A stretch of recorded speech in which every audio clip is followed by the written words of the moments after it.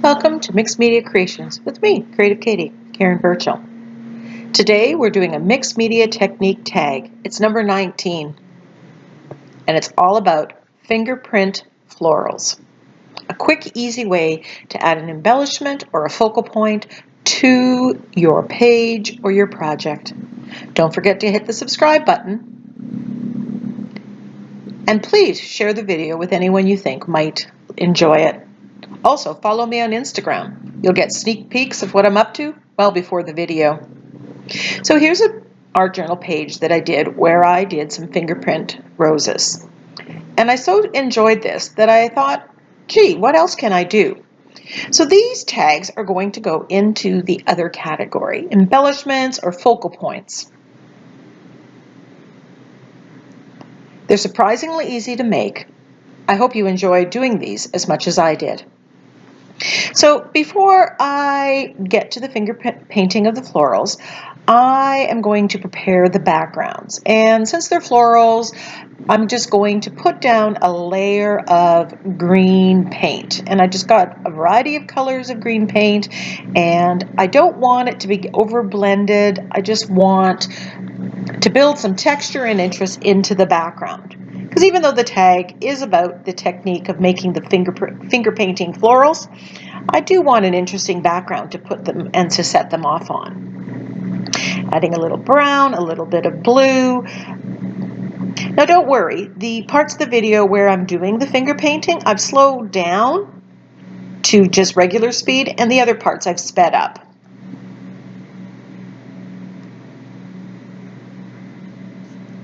So just adding some stenciling on top, again, just to build up some interest into the background. We don't want something to be perfectly flat, which is why I use multiple colors of green and mix those shades. If you notice where the blue met the green, you got a different shade of green in there, in that middle card.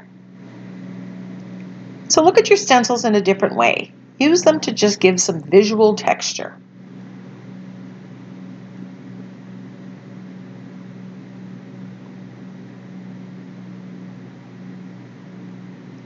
Add a little bit of black to the green color, and you get a whole other tone, and you can build interest and layers.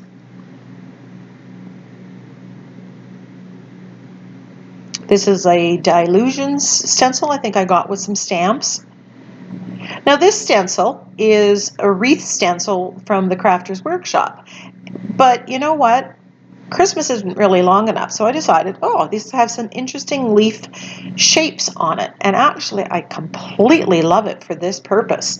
It makes a nice foliage background. I'll definitely be using this stencil again. So look at bits and parts of your stencils, just a little side. So first we're going to make some of those finger painted roses that you saw on that art journal page. Now, before I did this video, really they were the first and only finger painted roses or flowers that I did. So on here I use my Dilutions paints and white paint, but today I'm going to try using my Liquitex Basics in a different color. Now you can use craft paint, and I do later on.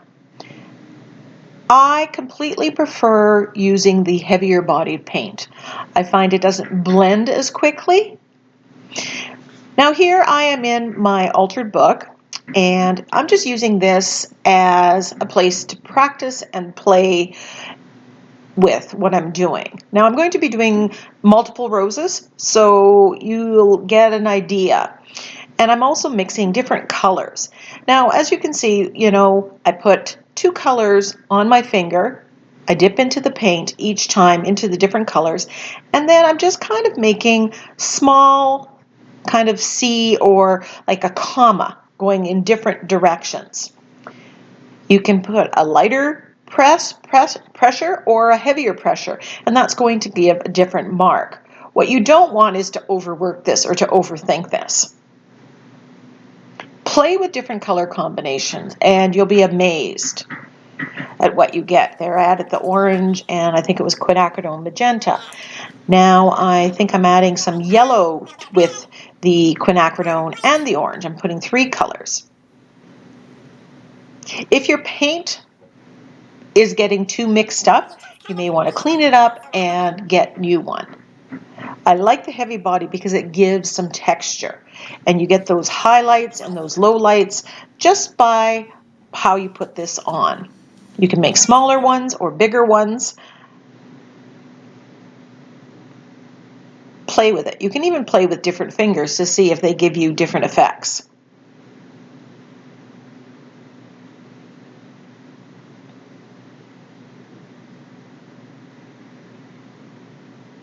Now, with these florals that we're creating, you can make them on just copy paper and cut them out and then glue them onto your card or tag or page, or you can go directly on them. And I know initially I was just too worried, too panicked to do it directly onto the page. Now the tag is a small surface, so the flowers are going to have to be small.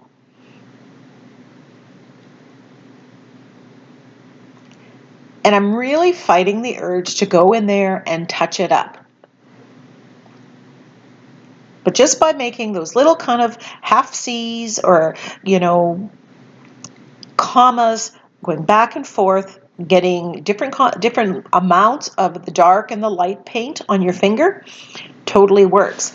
Now, if I wanted to overlap these, I could wait for this to dry. Because it's heavy body paint, it will take a lot longer to dry. If you're going to use a heat tool, you're just going to have to be very cautious so it doesn't bubble up.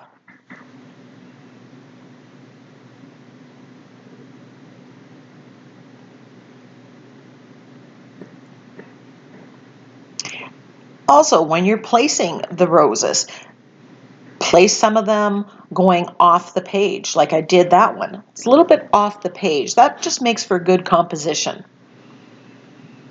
And it just makes it more believable.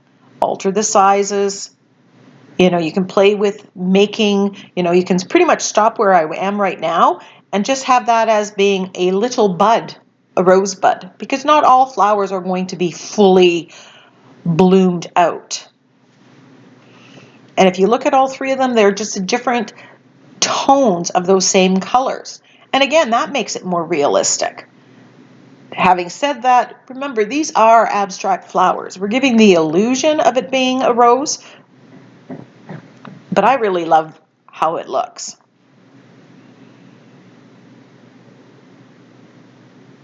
Now I'm going to later on finish off these tags by adding some leaves and some other background information and things just to make it a little bit better, but you get the idea of the roses. Now, whether you put these roses in a girl's hair or on the side of a page as a major focal point, that's up to you. Its uses are many.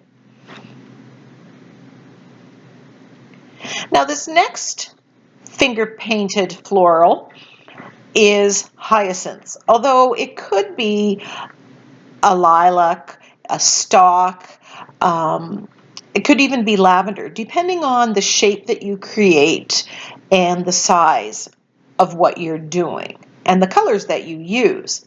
So here I was just practicing ahead of time on a piece of copy paper, and I can cut those out and glue them onto a page. Now you're going to use two fingers, and the finger that's further away is going to have white, and the finger closer to you is going to have the color. Now you can mix in a little bit of the color into the white so it's not pure white. And then you're just going to tap, tap, tap, and then move it up and down. Now here's where you're also going to shape what you have there. Now I admit right now I'm thinking of making this into a lilac or a stalk or just even some unnamed one. Now you can add paint and you can, stop, let it dry if it's getting too blendy, and that's something I struggled with. It was getting too mixed in one tone. But I realized if I stopped and dried it and then came back and added another layer, that would solve that problem. I really like the shape of that one. So again, you can mix paints. You can mix 2 or 3 as you see fit. Now, if you're making the flower go the other way, you're going to reverse just see again which one is fingers on going to be on the top, and make sure that that's white. And you're just tap, tap, tapping.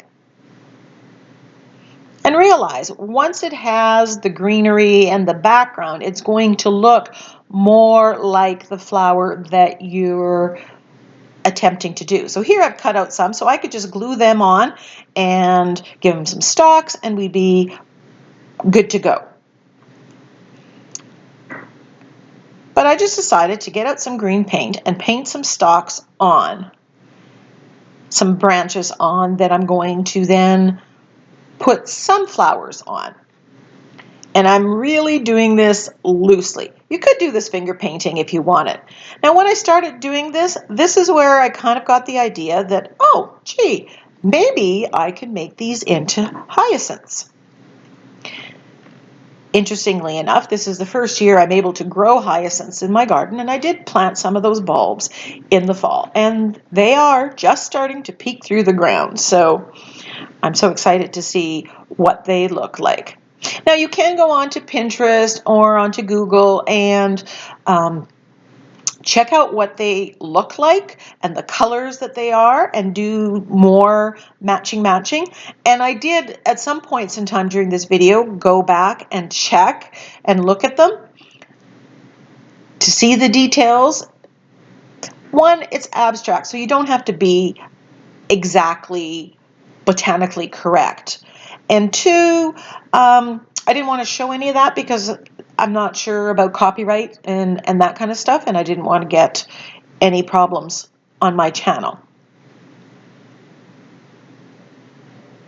Especially colors. Now, there's that rule of threes that you want three or odds, right? Now here I made a hyacinth that's half on the page and half off the page.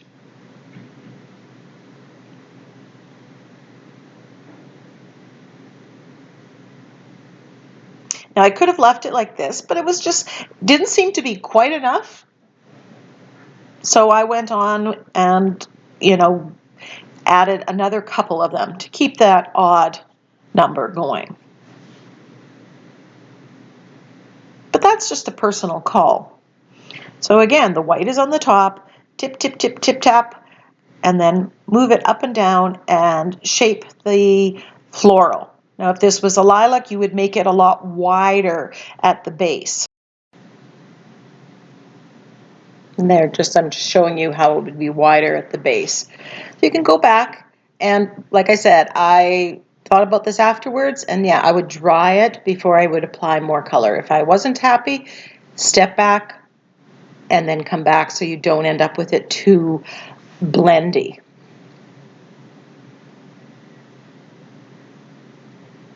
Love how that lime green on the bottom works with the purple. So there we have our two partially finished tags. And here's a close-up to show how I do finish this up, and that'll be at the end of the video. So in the next part, we're going to finger paint hydrangeas and or cherry blossoms. You could use it for either or, and I do show you both options. So I'm going to use this card. Now the hydrangea is my favorite flower, and I'm so happy that I can now actually garden with it. And like I said before, you can use craft paint and heavy bodied. I don't mind using craft paint for the hydrangeas or a mixture of both, but you just have to adjust. The problem with the thinner craft paint is it tends to blend. So this time we're just going to use our baby finger, and we're going to just put it down and kind of light pressure scoop it in. And you're just, you're getting a bit of the pink, a bit of the white, or whatever colors you choose, and just pull, pull, pull, pull. And I'm making 4 petals. If I wanted to make these bigger, I could do 5-petal flowers. And again, go onto Pinterest and see what your flower actually has if you want to be more precise. These are abstract. And look at the wonderful shading that you get. You know, you get some of the white is blending to make pink, and then you got the darker pink. Some of the petals are going to be white. Even when you're doing them, some of the flowers might have 3 petals. Some might have more. You're just giving the illusion that these are the cherry blossoms or the apple blossoms and whatever. And again, if you wanted a specific one, you can match the colors with that. If I put some coral in here or put some orange in here, I'd get a whole different look. So you can practice. And I'm just using copy paper here. And I'm going to show how you can take this once you practice and turn this in, use it on the page.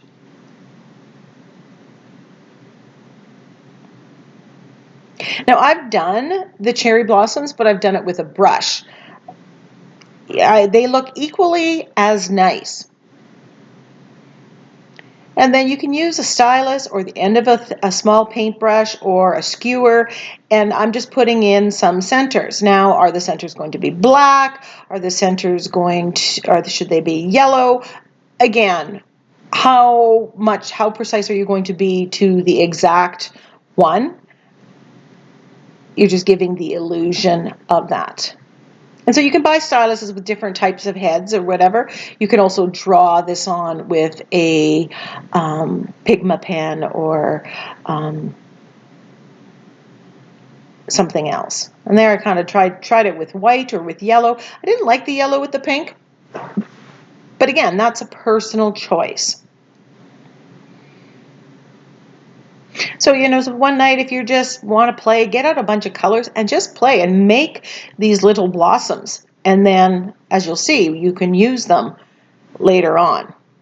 Now, I'm showing you there that you can take that and actually keep overlapping them and make kind of a ball. And here's what I did here. And it struck me that this looks like a hydrangea. Poof.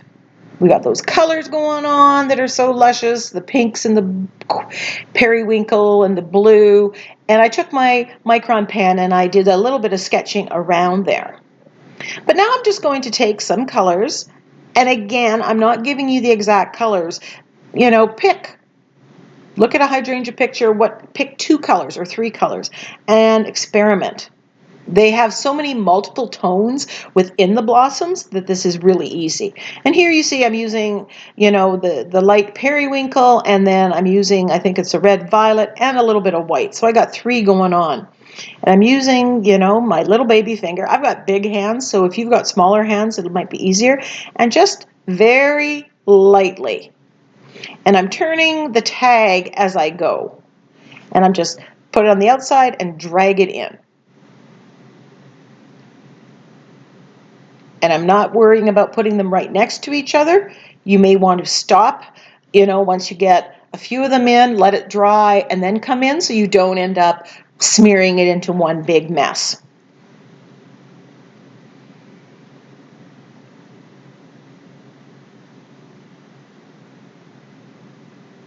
And you can see each of those blossoms has a different color combination. Some are darker purple, some are more periwinkle, some are more violet.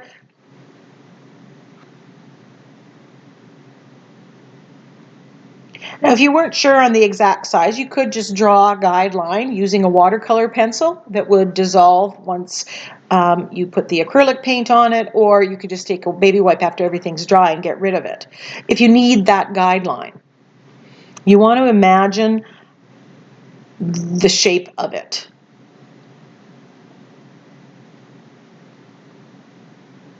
Now again, I think the hydrangea, if I would do a whole bush and there'd be multiples of these, if I was doing a whole art journal page. On the tag, it's really difficult because it's a very small surface.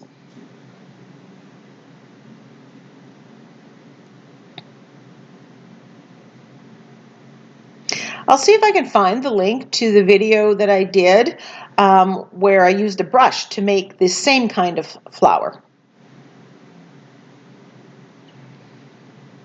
And here I'm kind of filling in some of the gaps, but some of that background green is still going to be there as it would in real life. You're just giving the illusion of flower heads.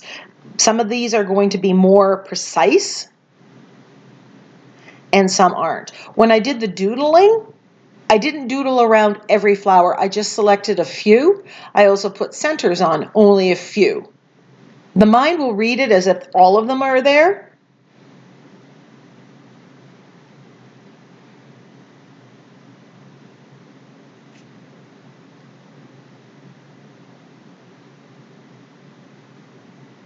Kind of like the size of the poof right now, but I think it gets a little carried away. I get it a little too big for the tag, which if you did this on a piece of paper and cut it out and then pasted it on, collaged it on afterwards, if it was too big, you could just cut some off.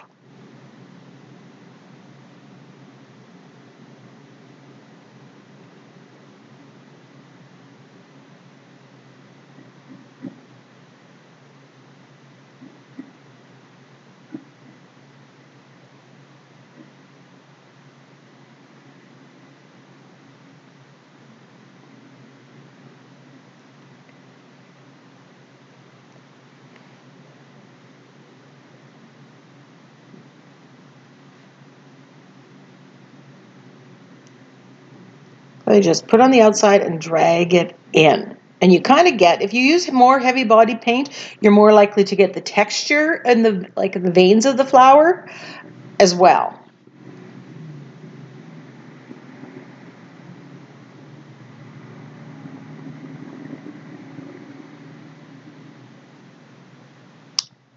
I think I should have, like I said, as I'm looking this over, I'm thinking I should have stopped a little bit sooner. I had more distinct flower heads. It got a little bit too muddled. Or what I could have done here is gone and outlined some of the flowers. And I still could.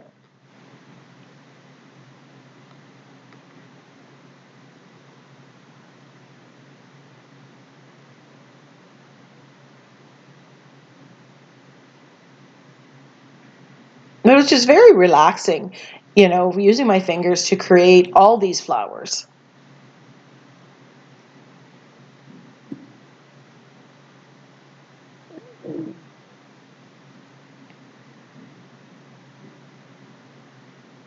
If you made some of these on just copy paper and cut them out, you could mount them onto a distress ink background for a greeting card.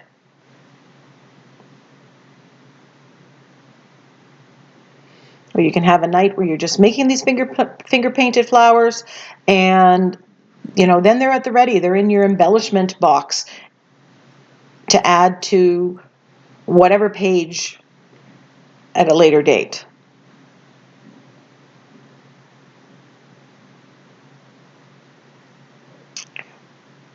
So the next part of the video I have sped up because I am basically finishing the cards, adding sentiments in much the same way that you typically see me doing. You can slow it down if you want to get a better picture. Here for the centers of the flowers, I did go and check on Pinterest, and some of the hydrangea flowers had a center that was almost kind of iridescent. So I grabbed my shimmery goodness from the Crafter's Workshop, and I'm just using a stylus to put in there. And I don't think I thinned it down enough.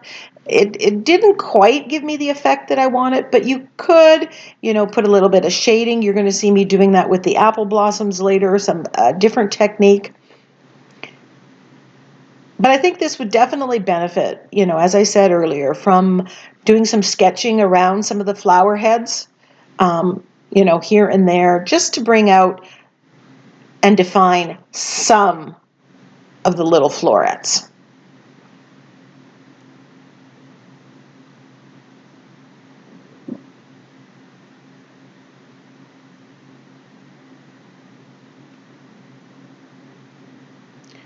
So I added a hydrangea leaf kind of in the background. It was just more solid, not as fine as what there was, and added some veins to the leaf. And I'm just edging the outside edge with black acrylic paint on a makeup sponge. You've seen me do that. Then I decide that I'm going to do the apple blossom. So I painted the background of this just this one color blue. And you can see here, it's very flat because I did just use one color of blue, unlike what I did at the beginning where I mixed various colors. And you can see the difference right there. It's a very simple thing, even if I had picked multiple colors. So I decided I want this to be cherry blossom, kind of a branch of a cherry blossom. So I used that stencil that I had, and then I'm just using my brown thin paint and a liner brush and just making some branches here. And then I cut out those apple blossoms or cherry blossom ones. I just spent some time just doing a little bit of fussy cutting, and I wasn't too particular there. And I'm just going to glue them down here and there, sometimes in bunches. I'm not overly worried that they're all connected to a branch. Worst case scenario, I can add a branch if it looks like it's floating in midair. You know, some are in clusters, some are going to be more single. You know, there I have a couple that are floating in the air. Obviously, I'll be adding something at a later date.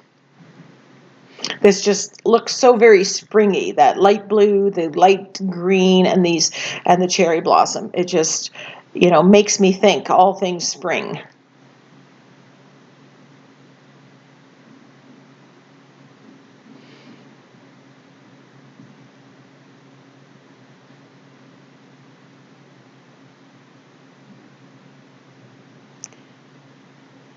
Now I'm just adding a little bit of color of the dark quinacridone magenta to the centers, kind of shading. And I'm smudging it with my finger to just get a shading. You know, I want it a little bit darker so it looks like it goes down, gives it some dimension. And then I'm just using this micron pen and, you know, adding little fleck marks, little just dots.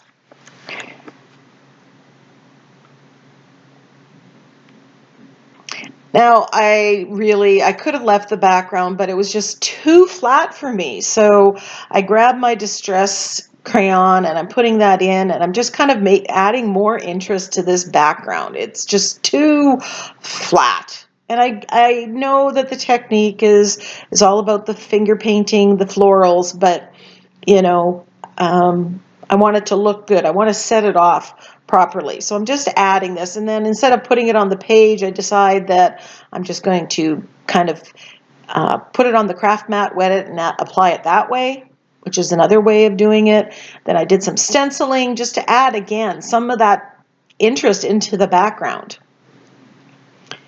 So I get out the Stabilo. I want to shade around these. I want to make these pop a little bit more. So I'm just putting the Stabilo, and I'm not sure if I'm using a black or if I'm using the blue that I have with the Stabilo all pencil. I'm thinking it's the black. But you can see how that just made it pop off the background. Suddenly the background with adding the distress crayon was just a little bit, you know, if I was doing it from scratch, I would actually build up the background and do it properly the first time. And then I decide, you know, instead of doing that, I'm going to use my float technique, which is another, you know, technique for shading, for adding highlights and lowlights. The centers I thought were still a little too light, and you can see how that just instantly made it better. There I'm grabbing this Prismacolor micron pan, and I'm discovering that it's not waterproof because it's smudged. And actually I ended up liking the effect, but I'll have to remember that it's not permanent. So just edging and to frame my tag here. Adding a little bit more definition to some of the stems.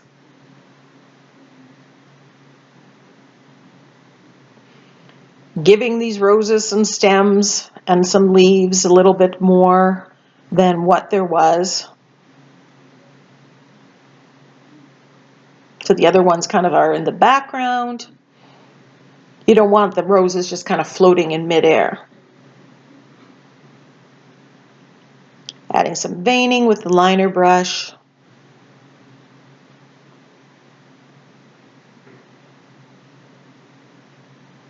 I think some splatters. Just makes everything a little more cohesive. And then I went into my stash of sentiments and cut out sentiments and things that I printed out, because I don't go and make specific ones, and I kind of match them to this. And I'll put a link to the Just Saying's sentiments technique tag video, where I talk about adding words and different things, playing with how you want it to go. But these are just printed out on mostly copy paper. Some of them were on sticker paper that I bought at the dollar store. And I just have these at the ready, which are perfect for tags and ATCs without having to do. So there are the 3 of them. I absolutely love them. They turned out way better than I imagined. I will put at the end the backs, and you can stop the video and copy the back with the step-by-step process for making each of these flowers. But my advice, more than reading the instructions, get out some paper, get out some paint, and play and have some fun. Every time I do the roses one, every time I did this, I could see that it was getting better. It was looking more like. Get out some reference pictures if you want to get the general shape correct and the colors, and just have some fun playing around. Please post your tags or a page that you use using this technique in my Facebook group, All Things Mixed Media Creative Katie. I'd love to have you join. If you know anybody who would like to learn these things that are in my videos, please share my videos with them. Spread the word. Thank you so much for joining me. See you next time for another Mixed Media Technique tag.